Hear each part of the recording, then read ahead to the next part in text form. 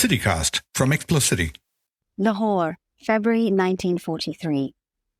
It was said, or so he had been told, Fatima, beloved daughter of the Prophet, had not felt the heat of the fire as she stirred a pot of simmering halwa with her hand. She didn't feel the burning sugar climbing her arm, darkening to the color of her skin. Such was her grief. He didn't know the rest of the story. No one had remembered to tell him what sorrow had made Fatima more powerful than the fire. But he thought of her when his mother held up her hand to stop the man who came for him. She pushed him through the doorway behind her and called up to his sister, who knew exactly what to do.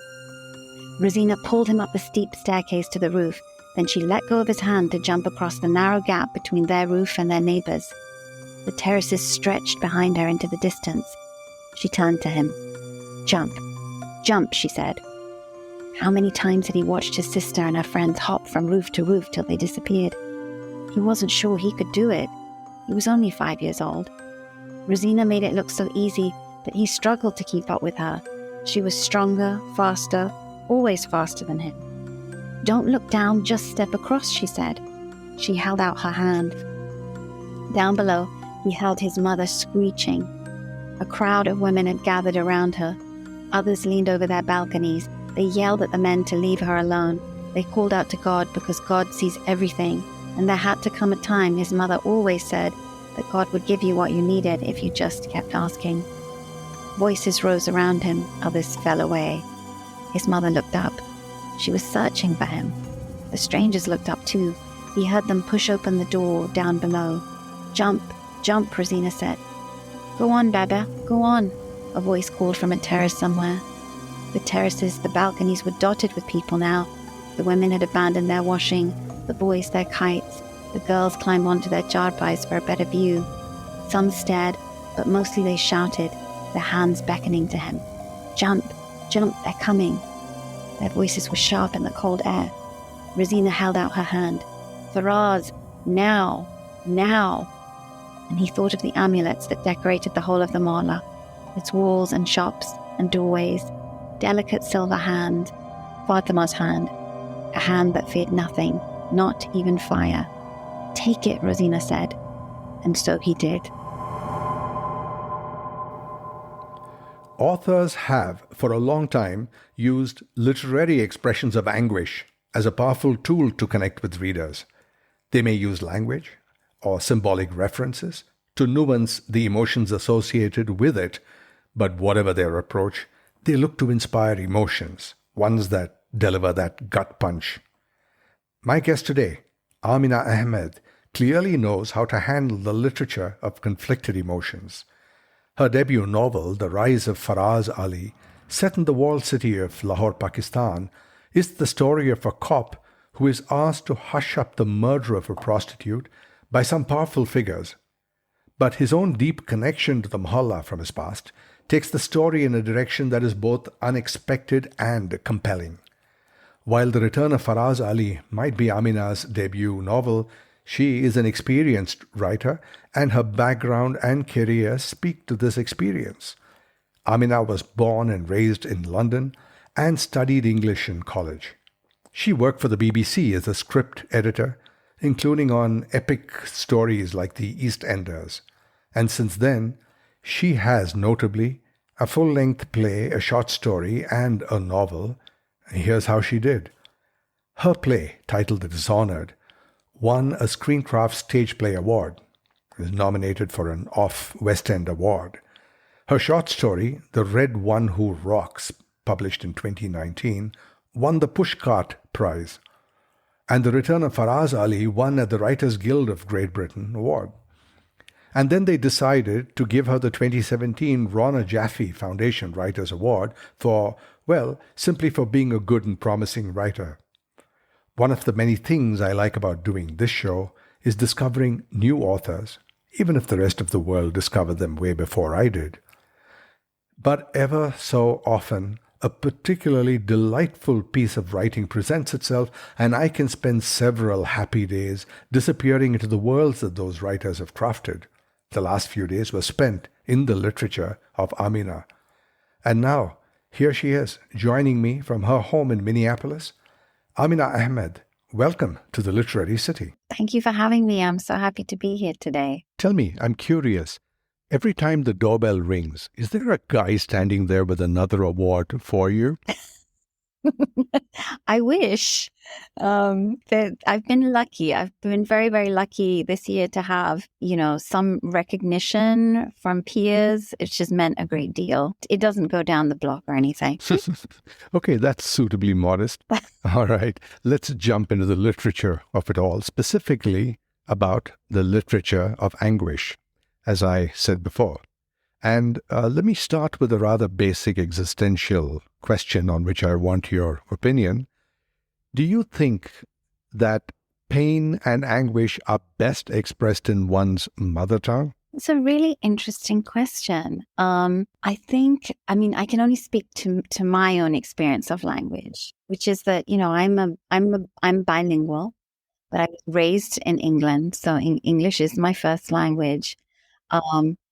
But when I was writing the book that I've just written, for example, which is set in Pakistan, it was impossible to not have Urdu and in its kind of DNA of the book, really. Because actually for me, and I think this happens for people who are bilingual, you almost seamlessly move from one lexicon to the other. And so when you're talking specifically to the language of grief or of pain, I think it finds its expression in the most basic way, in the most kind of atavistic kind of way. And for me, as somebody who's bilingual, and my Urdu is not as in anywhere near at the level of my English. And yet there are certain notions that I just cannot express in English. I understand. And I'm going to cycle back to the novel in just a few minutes. But in the meanwhile, I want to talk about your writing and that conflict that we just spoke about. One of the things that I noticed was that the driving human consideration that I read in your writing is that you place your characters in the dilemma of choice, the choices that your protagonist must make. Wajid must make hard choices, Faraz makes hard choices. Your narrative places them in that dilemma. Now, is that a reasonable summary? I think that is. I think one of the things that interests me most about people is kind of the way we manage and navigate the parameters around our lives. And I think in this book, and I think in probably all the work I do, a lot of what I'm interested in is the relationships between institutions and the individuals, whether that institution is family or marriage or where you work or the state, and about how difficult it can be to do something as basic as be true to yourself and true to your values when you live in a world where there are these very rigid kind of frameworks around you that narrow your choices all the time. So what do you do in that situation when your choices are limited? And of course, choices are also limited by not just institutions, but other structures like gender and class. And all of these things as well make a big difference in terms of the way you get to how close you get to being who you really are and who you really want to be. And people at all ends of the spectrum, can feel the limits of those parameters in one way or another. But are your protagonists making choices or merely making compromises? I often think that that's how most of us get through life in one way or another. Right. So compromise seems to me a good way of describing what most of us, and certainly what most of these characters do, which is making the best of it, it really speaks to the notion of how we survive, of enduring. Oh yes, it certainly speaks to that. And in that larger context, I have noticed, especially recently, that a lot of South Asian writing, literature, has to do with displacement and loss. And they are recurrent themes in the literature of the diaspora, aren't they? I really think they are. And I think it's part as a person in a diaspora community, it's very much part of your inheritance of in the diaspora is this relationship with the place of your origin. I think, and it's very interesting because I mean, I would say as somebody in a diaspora, there are things that you think about that I'm sure that people from those, people who are still based in those places don't. I have been constantly, I think, through my life, really over the course of much of my life, trying to figure out what is my relationship to Pakistan, and how Pakistani am I? Which kind of goes back a little bit to your original question about language as well. Which is the language I think in, which is the language I perceive and receive the world in. And I think a lot of my life, and I think this is true for many people in diaspora communities, is trying to understand the nature of your relationship with the place of your origin. And often that does come with a sense of loss. There is a whole nother person who you might have been had you never been here. Nice. And there is a whole nother language that you might have had that you don't have. Now, I use the word recent for a reason, to say that things seem a little different now. Now, you grew up in England, and you grew up, that means, with the rich tradition of South Asian humor on British TV, from Farooq Dhondi's Tandoori Nights right up to the Kumars at number 42 and everything in between. They laughed at themselves, and humor was the way they dealt with it. Things have changed now. So why is it different? Is it a generational thing? Is there nothing left to laugh about? No, that's interesting. I don't know that I've noticed this the same. It certainly may be true. I mean, I think there were a couple of shows actually on TV. There was a show called Lady Parts. I've heard of it. Quite recent. Exactly that kind of humor that you're speaking of, that is able to kind of, so I think some of it is there. I wonder if certain types of stories are just more visible now as well. I suppose. Right, and I guess there's a difference with written literature like books. Yeah. Maybe TV is more of an entertainment medium. Yeah. Well, there's, I think you're right. There can often be this kind of, so I think there are people doing it. We maybe aren't seeing them, maybe they have been less obvious because there's become a kind of a tone. And I wonder if this happens is that, the publishing world might well veer towards certain kinds of stories. I know they do. Yeah. So, and I think that probably determines a lot of things. I mean, it's interesting to me, for example, there are Desi writers writing speculative fiction and horror, and right. I don't see as much of that. No, you're right. As I might do of the kind of the literature of anguish, which I think is a great name for what you've coined. I did, didn't I? Thank you. But you're right. The industry does have a tendency to fall to stereotypes and tropes. And, if you aren't suffering, then why are you sharing? Mm-hmm. Okay, so much for a session of anguish. Let's move on to your book, The Return of Faraz Ali. Now, this is a book that is set in Pakistan, not just in Pakistan, but in the walled city within Lahore. And a setting like that calls for a certain high degree of specificity. Explain one thing to me. How did you, born and raised in Britain, how do you write about the geography of a place like that with such credibility? And not just walled city, but in the underside of the walled city, specifically the red light district. One of the things is that I have a great love for the city of Lahore. Mm-hmm. I went a great deal as a child. I spent a lot of time there. My father's family home was kind of quite close to the old city, but we didn't go there. But I would hear people talking about it, and the way they talked about the old city and Druncher and how things were done there and the way people were there was very fascinating to me and very mysterious. So when I did get the chance to go, I was absolutely, again, very much with an outsider's eyes looking at this place, but fascinated by the fact that so much was happening there. The artists lived there. musicians lived there. There was some of the best food in Lahore there that you could get. It was such a very rich area. And the architecture, everything was ancient and crumbling.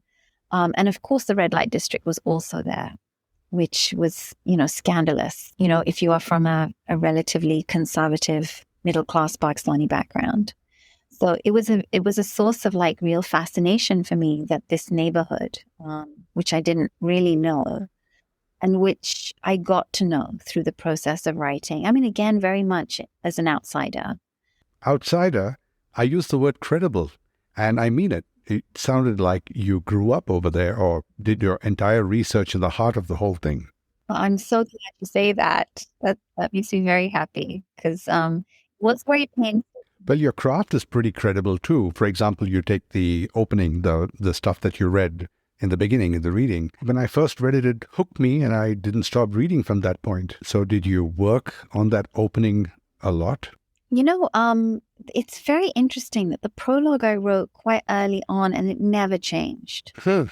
It was one of the few, I revised the book a great deal. Right. But the prologue, actually initially, very, very early on, the story was a short story. Was it? And it wasn't a novel. And I didn't know that it was going to be a novel. Interesting. But once I had made that decision that, okay, this story isn't working as a short piece, I have to turn it into a novel, I wrote that prologue. And yes, that didn't change. Now, speaking of your narrative style, for instance, right in the middle of the book, there's a sort of fulcrum point with the death of George, right? Uh-huh. Yes. And by narrative style, I mean the way you dealt with this pivotal moment, understated, blink, and you've missed it. Now, obviously, it takes a certain amount of skill to be able to write like that. Did your years as a script editor at the BBC help with crafting such narrative? Certainly, working as a script editor. And that taught me a great deal about the architecture of a story. And so I think I learned a great deal about the mechanics of storytelling. Right. Let's get into the storytelling. I like Faraz's relationship with Wajid. And there's a pervading sense of the feudal in traditional Pakistani culture still, is there? Yes, I think so. I think Wajid is certainly very connected to that world. And that kind of class dynamic was something that I really wanted to explore. And I think this is probably one of the ways that South Asian readers will understand the book with a kind of the nuances of that relationship in a way that readers elsewhere might not. I hear you. And the very kind of subtle class-related microaggressions that abound in that relationship, because Faraz's father is a man of wealth and some background, and he is considered disreputable. He himself, Faraz, is a man of a very disreputable background, and all that dynamic and distaste that his father has for him, combined with a certain kind of sense of obligation toward him, was something that really interested me. And something very paternal and colonial in Wajid's manner, Yes. Which I think felt to me a way to explore some of those class tensions. And all of that came through quite clearly. Let's talk about the setting of the book. You set it late 60s, early 70s, around the time of the creation of Bangladesh and so on. You could have set this story at any point, any period of time. Why that one? Yeah, it's a really interesting question, actually, because I was aware of how volatile the late 60s had been everywhere else, just from my own learning in school, particularly in Europe and America. And when I discovered that there had been a very similar kind of sense of uprising in South Asia, I got really fascinated. And one of the first books I read was Sadia Tour's State of Islam about the 1960s, which of course. My brother had recommended it to me. And then as soon as I read that, I knew that this was probably the era that I wanted to set it in. It was volatile as a period, We had these street movements and protests against martial law. And Time you had of Ayub Khan, right? just time of Ayub. Right. And it's interesting because he's viewed differently by different people now. And I wanted to kind of try and get into what the atmosphere had been like around him then. How interesting that is. And it just struck me as that this was a really critical time in terms of Pakistan's identity. And of course, Pakistan splits. It becomes half a country from being East and West Pakistan. Right, yes. And so that in itself felt very significant to me. And yeah, I think the period itself it's sort of pre the process that happens later in the 80s with Zia and Islamization. So Pakistan is still in a very kind of figuring out what Pakistan is. It's that moment for the nation as well. And speaking about the tone of voice again, your whole book is set inside the Mohullah, and these are narratives and conversations inside police stations and red light districts. And obviously the original tone of voice is Urdu, but you write in English, and you write it with a great deal of credibility. You could have easily have slipped into a more colonial tone of voice, but you didn't. Oh, good. Well, I'm glad to hear that. I mean, I think that was certainly the intention, was that it should feel like you are immersed, and as much as possible, a translation of what is happening in that world, Yeah. Well, it's true to the milieu, and your descriptive tone changes depending on whom you describe. Yes, and I think that is certainly very intentional. And I often think that the work of the writer is not that different to the work of the actor in terms of inhabiting. Or the work of the script editor. Yes, yes. But this process of kind of inhabiting character and actually as a writer, you also have to inhabit the place because you have to bring that place. There's no one there to build you a set for it. So you do have to become kind of like, as much as possible, very, deeply immersed in that space and in those people to be able to write in those voices. And I enjoyed those little homilies that are so typical of the parlance. Some little nuggets like this one, for example. In the Mohullah, anything is possible. And this one, Lahore is Lahore. Oh, yes. That is Lahore's most famous. Thirdly. Yes. Yeah. And the ending of the book. I like that whole Bruce and the spider moment.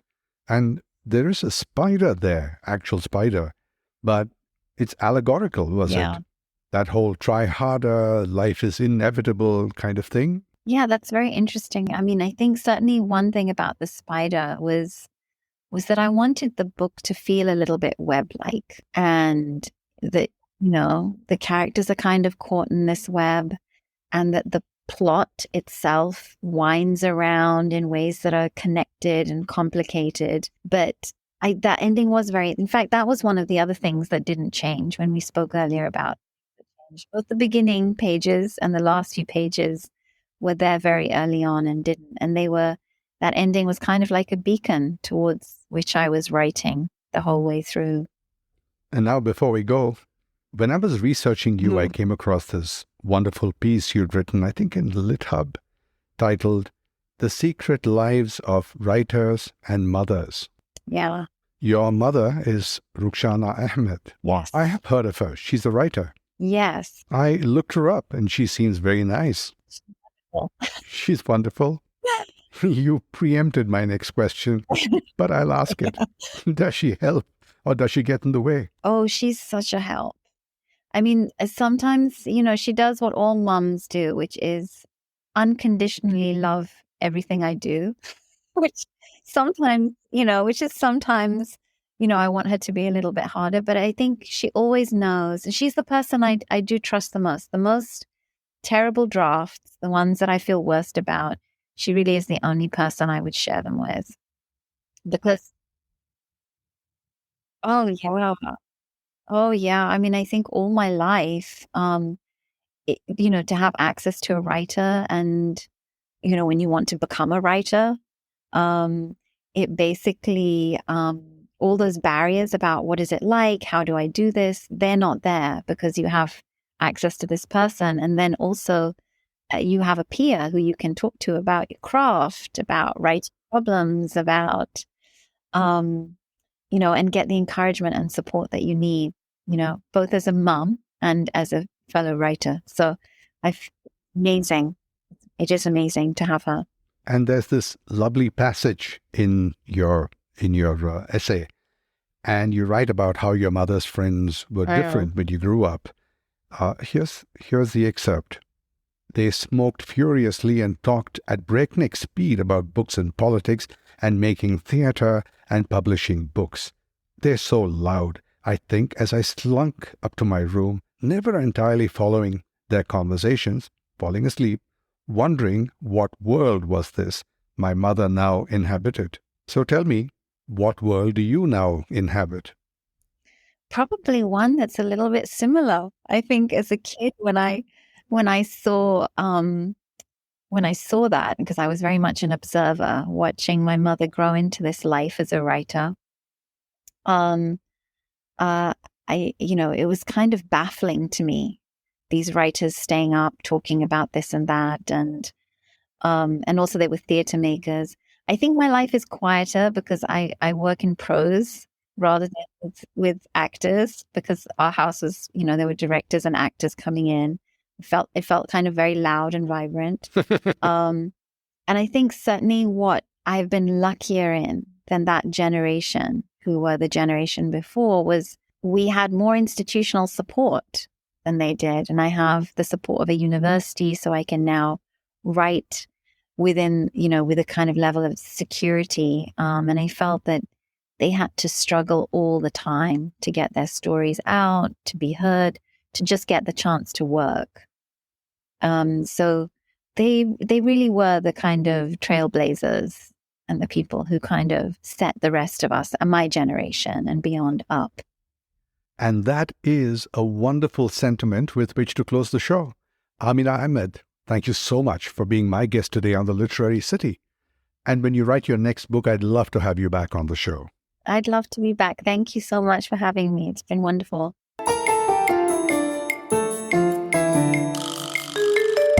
Joining me from the United States, that was the British-born author Aamina Ahmad, author of the book, The Return of Faraz Ali. There's a link in the podcast description to where you can buy that book. And now it's time for that fun segment, What's That Word?, where we look at words and phrases that we use all the time, but never stop to think about. And that after this.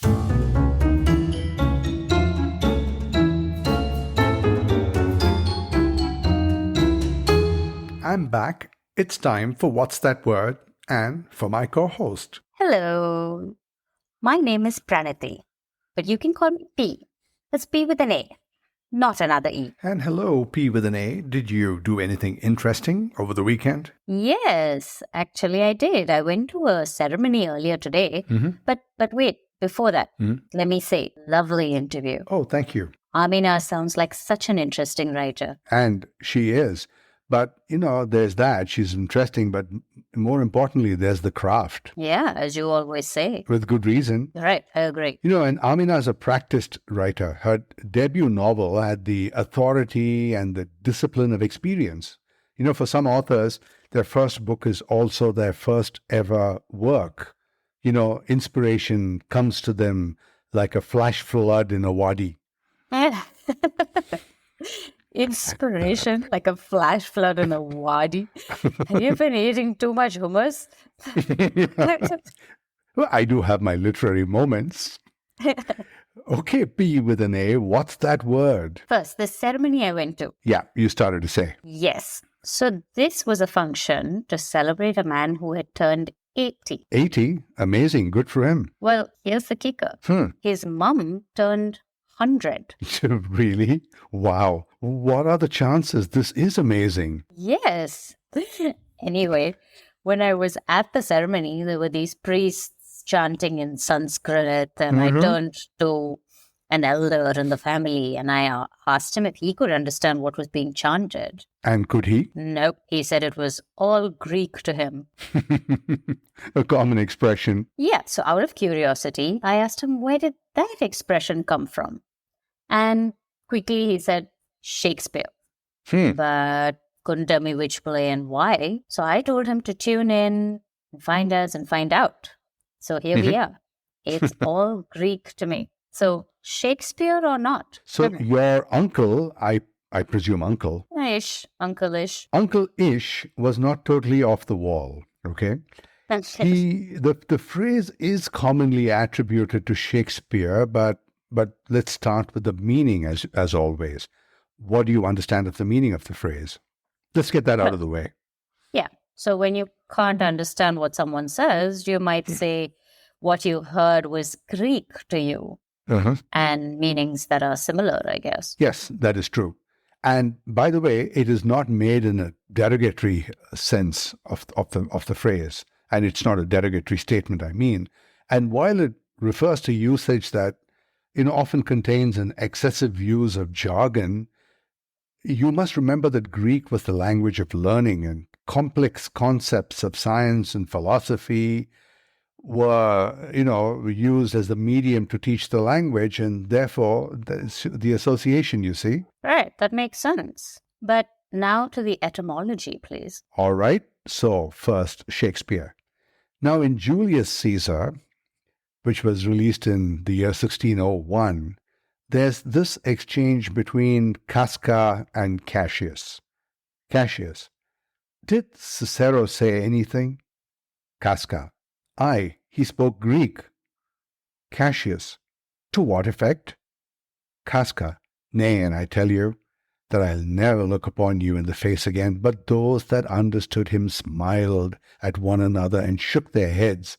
But for mine own part, it was Greek to me. Yes, I remember this now. Shakespeare, he didn't invent it. A year before, another Elizabethan playwright, Thomas Dekker, wrote this line: I'll be sworn he knows not so much as one character of the tongue. Why, then, it's Greek to him. Wow, that's interesting. And that was in the year 1600. But way earlier than either of them, there was this proverb in Latin that went, Grecum est non potest legi. At least that's the way I think it's pronounced. But it does translate to, it is Greek, it cannot be read. Which goes to the meaning, as you put it, that it's all Greek to me refers to something that is unintelligible or incomprehensible. And that, by etymologists, is the origin of the phrase. That is cool. How old is that Latin phrase? I couldn't establish that exactly, but I do know that it was from medieval Latin. So that narrows it down to between the 6th and the 14th century. Not sure that it narrows it down. A mere 800 years, give or take. And a mere 700 to 1500 years before today, we're still using that phrase. Well, I do have an old pair of trousers that... But tell me, is this phrase common to other languages or only to English speakers? Oh, well, do the French say it's Greek to me? You know what? You've zeroed in on a rather interesting question, because that occupied a lot of my time. And, well, actually, this phrase, it's all Greek to me, switches languages in so many different countries to it's another language to me. Really? Okay, give me some examples now. All right, sure, you asked about the French. Now, the French say c'est du chinois, and that means... it's Chinese to me. Yes, that's right. Now, the Polish, the Ukrainians, the Arabs, but from the part of Saudi Iraq, those Arabs, Portuguese, Spanish, Russians, Hungarians, Japanese, and a few more people all say it's Chinese to me, or variations thereof. Poor guys. And, let me go through with this. The Italians say it's Arabic to me. And the Egyptians who speak Arabic say, he's speaking Hindi. All right? So what do the Indians say? Well, the Indians say, Am I speaking Persian? and the Persians say? Am I speaking Turkish? Okay. And the Turks? It's all French to me. Wait, this is getting out of hand. Are you just making all of this stuff up? No, not at all, as a matter of fact. And all of this is covered in this delightful article published by this guy called Rosenberg. Arnold Rosenberg, in the language journal Linguistica Investigaciones. Total pot boiler. I'll say. Okay, so the Turks say it's French to them, and the French say Chinese. What do the Chinese say? They say, is this a ghost script? And wait. But what about the Greeks? What did they say? Right, no one knows. What? Why? No idea. Everyone knows that they say something, but you know how it goes. Wait. I know this one. Be my guest. Okay, wait, I'll set it up for you. The others have no idea what the Greeks say because... It's all Greek to them. You got it. This is one of the funniest episodes of What's That Word? And but here's something that's universally understood. Bye. And that is our show. I'd like to thank my guest, Aamina Ahmad, and my co-host, Pranati P. with an A. Madhav. And to all of you for listening, for being supportive. And before you go, as always, hit that subscribe button. But don't stop there. Hit that like button or whatever other button it is that tells people you like us or whatever you think of us. Leave a comment, anything. But importantly, until we see you again, have a wonderful time.